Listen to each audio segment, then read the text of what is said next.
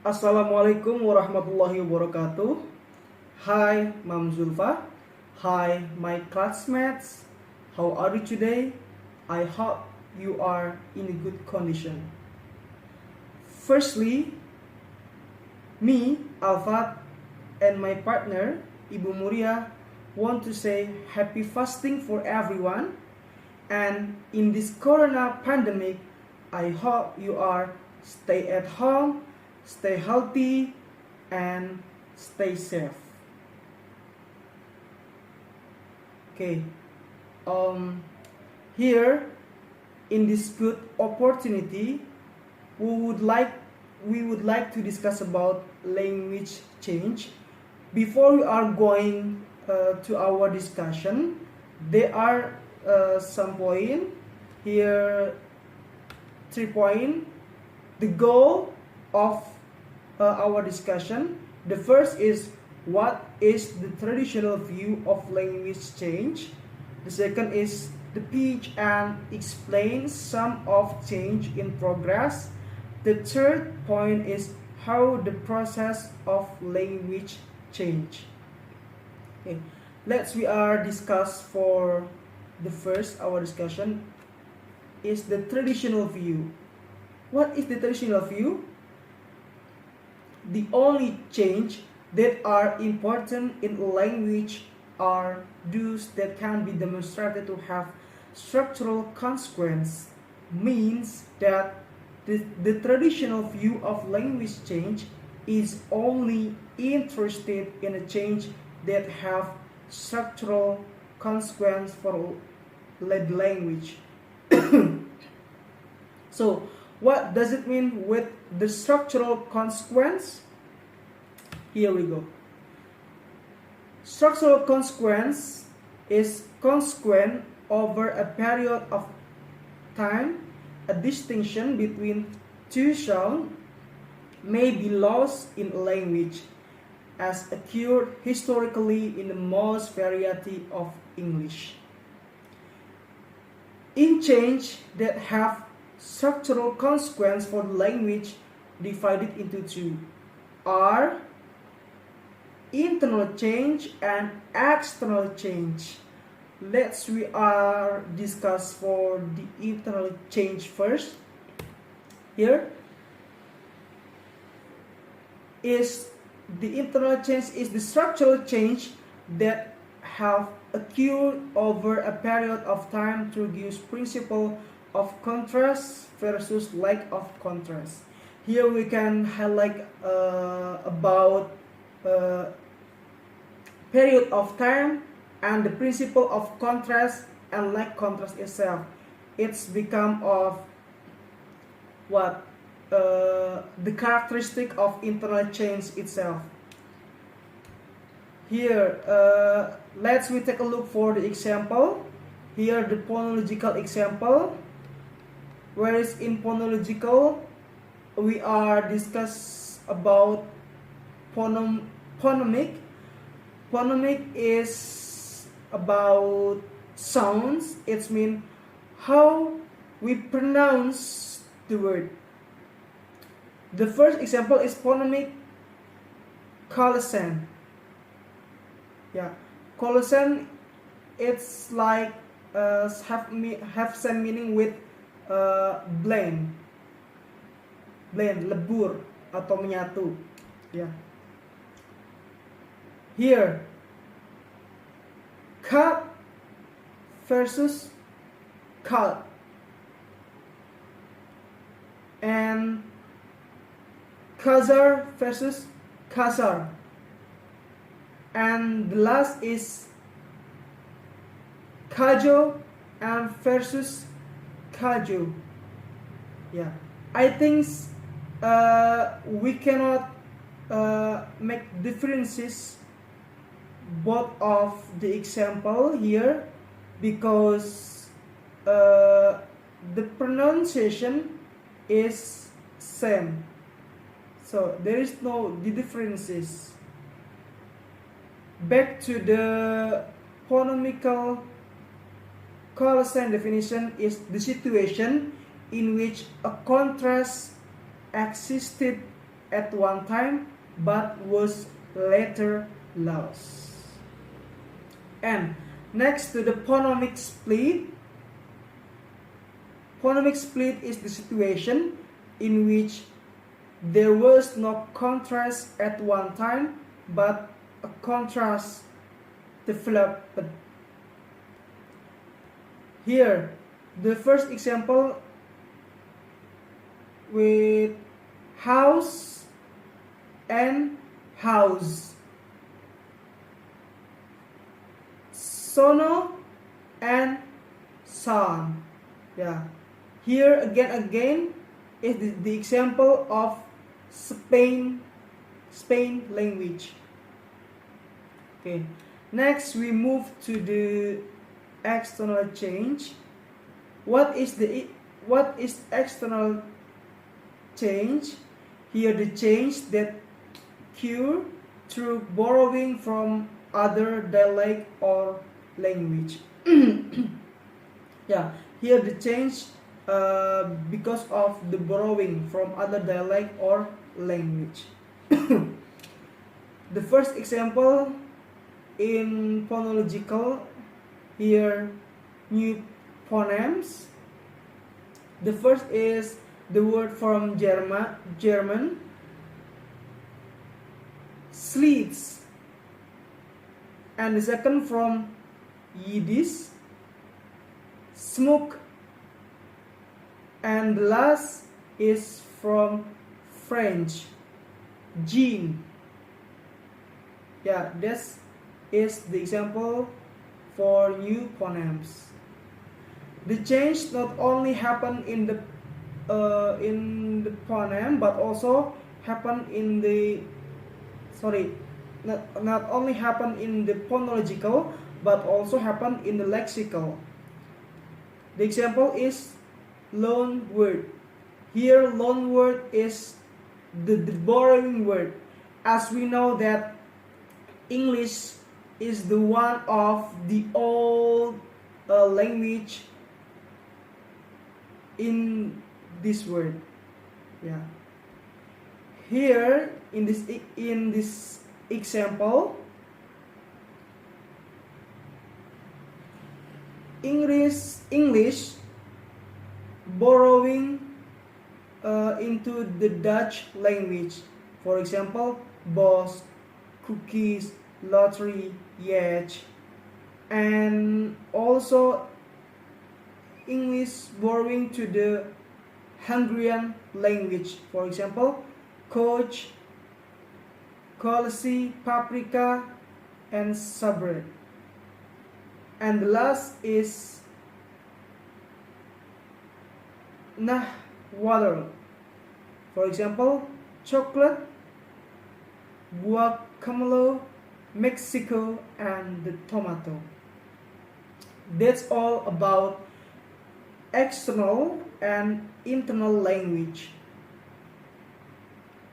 So here I have questions. What makes sociology be exclusively interested in those change that bring about structural consequence for language?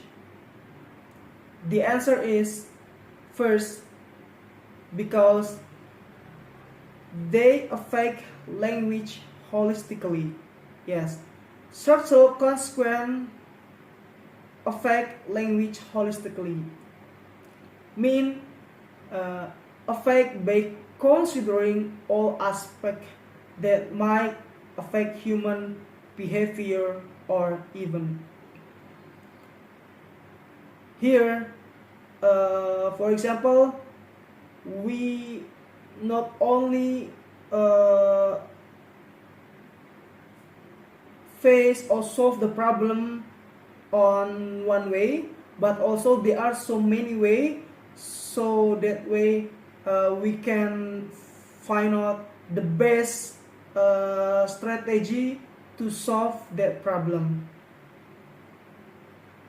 And then the second is they can inform diachronic linguistic. Here means the structural consequence in forming by extending time and prioritizing the process of occurrence of an event. Yeah, and we can also say that in diachronic here the structural consequence giving extra time, so that need long time to do the research. Next, family trees and wave model of change. Here family trees and wave model is completed each other with the traditional view, and it's still part of the traditional view, where is the family trees is the consequence of change, and particularly on internal motivated language change. Yeah, as I have discussed before, that there is internal motivated language change in the traditional view also. And the second point, next to the waves model, here is the various change that occur must be seen as a flowing into an interaction with one another. Okay, so what do each of these models focus on? The first is for family trees model first is focus on the relation between languages. Yeah, as we'll look at the example here, the Latin language in the middle of French, Italian, Portuguese, Romanian, and Spanish. Yeah, here means Latin has big effect for French language, and also for Italian, Portuguese, Romanian, and Spanish. So in the family trees model, focus on the relation between language. Here Latin is a big prior of each of the language.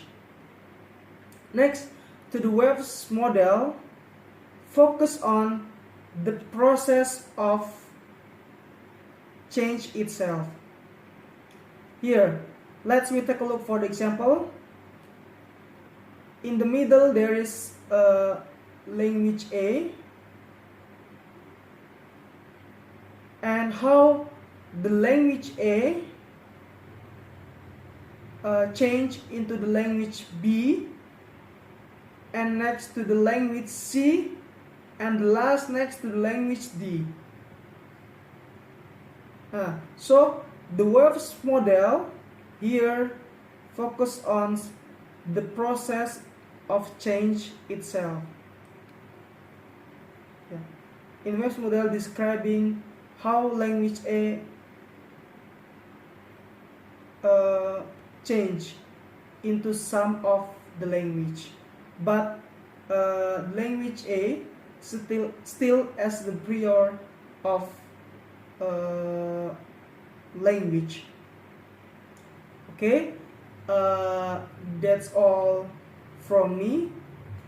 For the next discussion will be explained by Ibu Muriyah. Okay, time is yours. Thank you. Assalamualaikum warahmatullahi wabarakatuh. Thank you for the time that it was given to me. Well, the lecturer and all of my classmates, here I would like to continue the presentation about the change in progress. As we know, there are three examples of change. The first is phonological change, the second is morphological change, and the third is syntactic. The first, of phonological change, this is tell about the change related to the pronunciations. Take for example here, the pronunciation of with change into with, even into with, or the pronunciation of ing change into ing. Look at the word from singing, it changed into singing.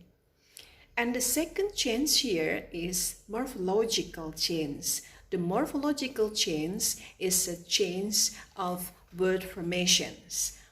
And the sample here is from the word feast and then change into feastes. Also cost change into costes. And also some word from adjective into adverb. For example, is quick change into quickly. Now we come to the third example of change, that is syntactic. There are two kinds of syntactic change here. Syntactic change here is the change related to the grammar of the language. The first is there is a double negation, and the second is the positive anymore. Double negation is there are two negative words in one sentence. Look at the example here. I didn't steal nothing. And she never goes with nobody. And for the example of positive anymore is a grammar which can only occur in present environment. The example here is he has plenty of free time, so he exercises a lot anymore. And the second example is when you start your new job, you won't have a time to exercise anymore. After we have three examples of change here, some researchers worries or wonders about the issues. Some question has been raised. For example, what causes linguistic changes? And then how does linguistic change diffuse through time and space? And then how is linguistic change maintained? And as the last is the age grading and a change. Okay, from the four issue, two issue has been figured out by some researchers. This is about the how does a linguistic change diffuse through time and space. Some of the researchers has found that a gravity model of diffusion, where it come to city can leapfrog smaller communities. This is the proof of the linguistic change diffused through time and space. And also geographical or political boundaries can promote inhibit linguistic change. And the question about is this age grading? So there are two kind of study has been conducted by researcher.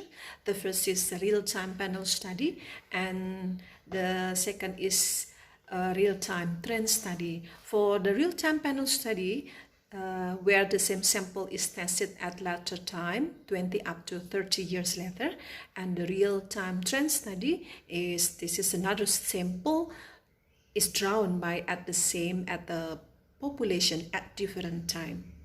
This is still same, 20 up to 30 years.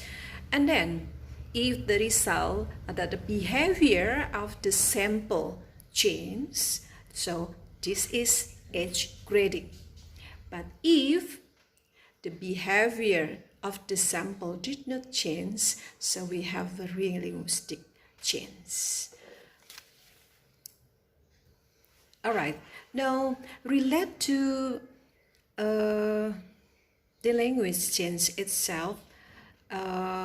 Some researchers has wondered, tried to figure out about what and who has influenced the changes, and they focus to the three agents of change here. The agent of change, as they found, is three. The first is women. Some experts prove that the women become the agent of change.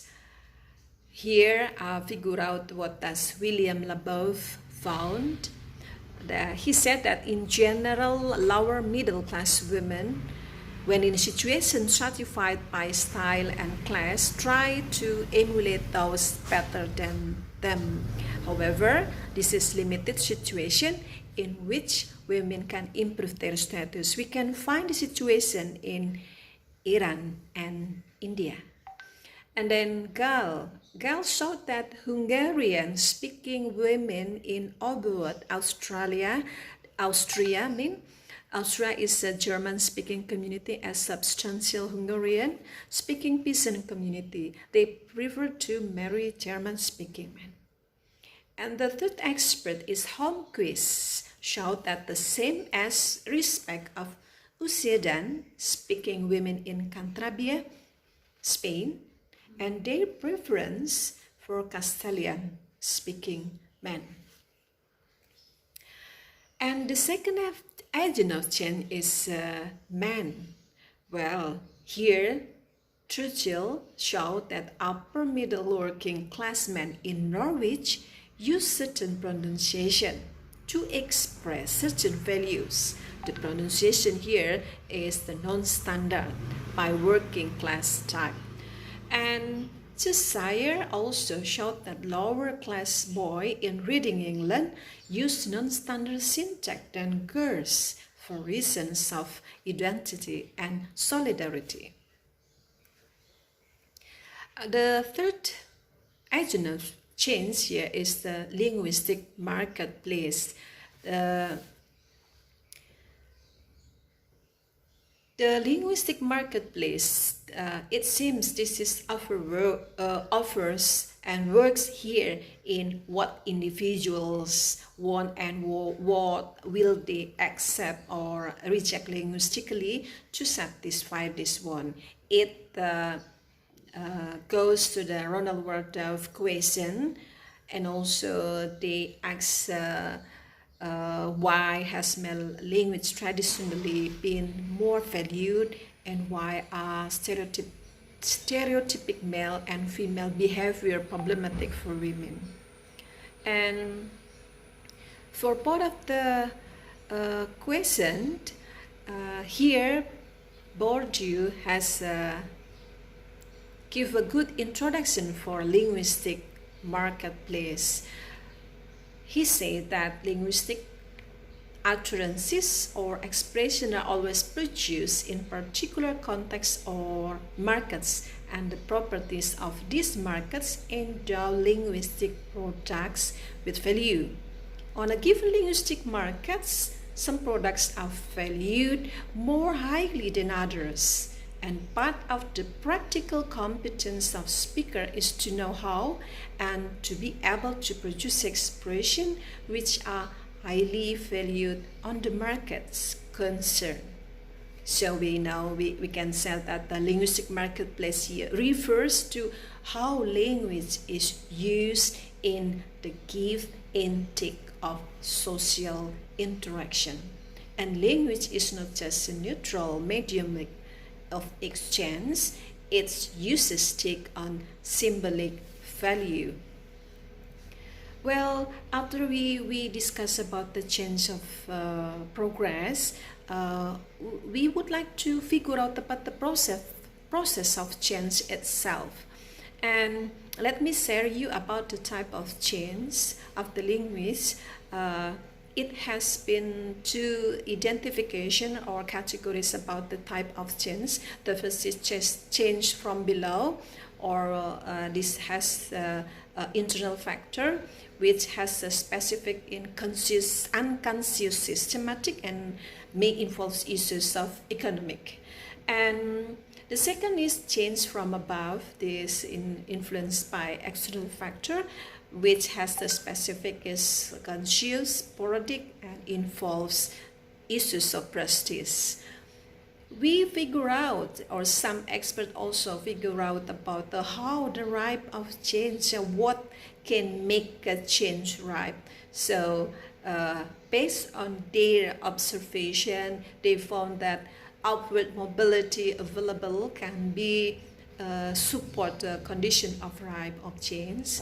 And also Mirrors said that groups linked internally mainly by relatively weak ties are susceptible to innovation. And then also geographic mobility can make the ripe of change, and also the last is the social condition. And the question is how the process of change itself. So the process of change itself is lead to the lexical diffusion. It looks like lexical diffusion where a sound change spread gradually through the words in which the change applies. And the lexical diffusion here is similar to the wave model. And for this, William Labov gave two attributions for the process of change. The first is he said that transmission of change, here the product of the language acquisition by young children. And the second is diffusions of change, where the limitation of diffusion are the result of the fact that most language contact is largely between and among adults. Well, all the classmates, that is all our presentation. Forgive me for limited resources, and please give some another opinion or nice discussion after this presentation. Thank you very much for your kind attention, and have a nice weekend. Wassalamualaikum warahmatullahi wabarakatuh.